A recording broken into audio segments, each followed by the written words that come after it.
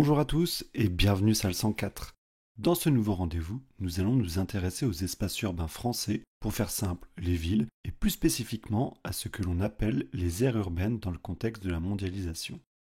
En effet, et vous le savez sans doute, ce contexte particulier entraîne depuis le dernier quart du XXe siècle une nette accélération de l'urbanisation à l'échelle du globe. La France n'y échappe pas. Alors oui, la population française est majoritairement urbaine depuis le début des années 30, mais il n'empêche que le territoire français est de plus en plus sous influence urbaine. En 2021, plus de 9 Français sur 10 vivent dans l'aire d'attraction d'une ville et cette proportion continue d'augmenter. Dès lors, nous chercherons à caractériser les grandes dynamiques urbaines qui touchent le territoire français dans le contexte de la mondialisation, tout en essayant de comprendre comment elles en modifient les paysages et les modes de vie de ses habitants. Le premier constat que nous pouvons établir est que les aires urbaines s'étalent de plus en plus sur le territoire français. Pour bien clarifier le propos, il est temps de définir clairement et simplement ce qu'est une aire urbaine. Pour cela, nous allons partir de l'exemple de celle de Bordeaux, au sud-ouest du territoire, sur le littoral aquitain. Comme son nom l'indique, elle est d'abord composée d'une ville-centre, ici Bordeaux. À l'image des quartiers avoisinant la cathédrale Saint-André, on y trouve un bâti dense dont le paysage est composé de monuments historiques, d'immeubles anciens contenant des bureaux ou des logements de standing, mais aussi de petits commerces et des moyens de transport en commun. C'est dans la ville-centre que se concentrent les emplois, les services et les loisirs. Autour, on trouve la couronne suburbaine. Plus couramment, on parle des banlieues pour désigner ces espaces très résidentiels comme la commune de Sénon. On voit que le bâti y est encore très dense, en continuité avec la ville-centre, et que les grands ensembles en marquent le paysage à côté de quartiers composés de maisons individuelles. Enfin, la dernière couronne de l'aire urbaine est la couronne dite périurbaine. Comme on peut l'observer avec cette photographie aérienne de la commune de Léognan, ces espaces sont parsemés de lotissements pavillonnaires, des quartiers avec des maisons presque identiques, mais c'est là aussi que sont implantées les nouvelles zones commerciales, les zones d'activité, etc. Donc, si l'on synthétise, une aire urbaine est un pôle urbain continu, constitué d'une ville-centre et de ses banlieues, auquel s'ajoute une couronne périurbaine plus diffuse, dont au moins 40% des habitants actifs travaillent dans le pôle urbain. Le territoire français compte 792 aires urbaines, dont l'influence s'exerce sur 95% de la population. Les 10 premières aires urbaines françaises sont Paris, Lyon, Aix-Marseille, Toulouse, Lille, Bordeaux, Nice, Nantes, Strasbourg et Rennes. Mais les aires urbaines plus modestes, comme Vannes ou Valenciennes, ne sont pas en reste. En 2020-2021, la crise du Covid leur a d'ailleurs donné une nouvelle attractivité. Néanmoins, soyons bien clairs, vivre dans une aire urbaine, cela ne veut pas dire forcément vivre en ville, mais vivre sous l'influence d'une ville. Or, depuis les Trente Glorieuses, cette influence ne cesse de croître. La généralisation de la voiture individuelle et le développement des infrastructures de transport ont permis aux Français de s'installer en périphérie des aires urbaines dans leur couronne périurbaine. Ils y trouvent d'abord des prix immobiliers plus abordables que dans les villes-centres, où la gentrification, c'est-à-dire l'arrivée des populations aisées, fait exploser les prix et pousse les populations plus modestes vers les périphéries. Mais ils visent surtout un meilleur cadre de vie, avec des logements plus vastes, dotés d'un jardin, un sentiment de proximité avec la nature, le tout en restant assez proche de la ville-centre. On parle alors de périurbanisation pour caractériser cet étalement urbain.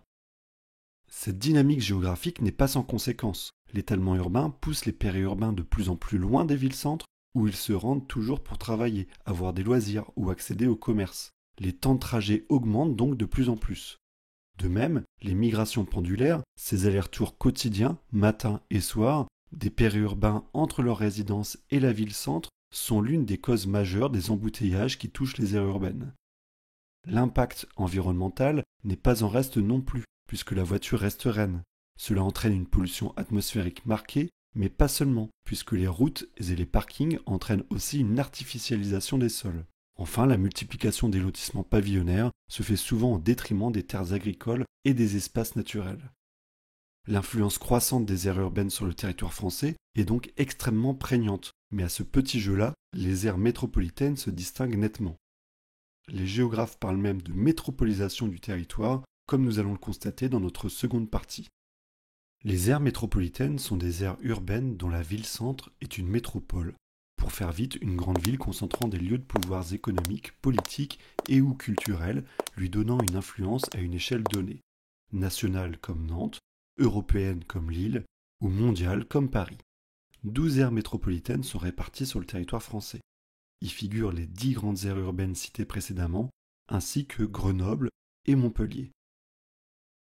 Dans le contexte de la mondialisation, où elles doivent se renforcer pour rivaliser entre elles ainsi qu'avec leurs concurrentes du monde entier, elles concentrent de plus en plus les populations, les activités et les fonctions de commandement. C'est cette dynamique que les géographes nomment métropolisation. Comme un exemple est plus parlant qu'un long discours, prenons le cas de la championne toute catégorie de notre pays, l'aire métropolitaine parisienne. À elle seule, elle représente 12,6 millions d'habitants. Un Français métropolitain sur 5 y habite. Politiquement, elle concentre les principales fonctions de commandement d'envergure mondiale du pays. L'Élysée et Matignon, les palais respectifs du président de la République et du Premier ministre, sont le cœur du pouvoir exécutif dans le pays. Le Sénat et l'Assemblée nationale, qui forment le Parlement et sont dépositaires du pouvoir législatif, y prennent place eux aussi. Économiquement, elle représente 31% du PIB national. La Défense, son quartier d'affaires, est le premier d'Europe en nombre d'entreprises accueillies et le 4e le plus attractif du monde.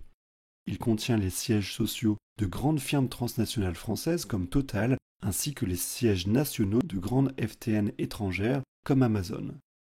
Culturellement, les institutions qui rayonnent à l'échelle mondiale sont nombreuses. Le Louvre en est l'incarnation. Il s'agit du plus grand musée d'art et d'antiquité du globe, mais aussi le plus visité. La Tour Eiffel, Notre-Dame et le Sacré-Cœur sont autant de monuments reconnus dans le monde entier. D'ailleurs, les touristes ne s'y trompent pas et plébiscitent l'aire métropolitaine parisienne comme une destination majeure, la 2e du monde en 2019. Le potentiel intellectuel est aussi marqué grâce à la présence de grandes universités et de centres de recherche reconnus comme la Sorbonne ou Paris-Saclay. Au lieu de la création artistique, capitale de la mode, du luxe et de la gastronomie, Paris accueille régulièrement de grands événements internationaux. Elle organise ainsi les Jeux Olympiques pour la 3e fois en 2024.